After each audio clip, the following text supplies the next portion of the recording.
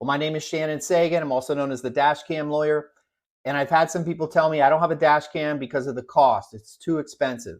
Well, let me tell you what's more expensive than a dash cam. If you get into an accident and it's not your fault, and the other person's insurance company says, no, we're not at fault, we're not paying for your car, then this is going to cost you way more than any dash cam ever will. It's going to cost you in having a claim against your insurance, if you even have collision. And if you don't have collision coverage, then you are going to have to pay for your own car out of pocket. And as we know, that's going to be way more than a dash cam. So try not to look at the temporary cost of a dash cam and look at the overall reward in the event that you have some type of incident, whether it's an accident, property damage claim, hit and run, something like that.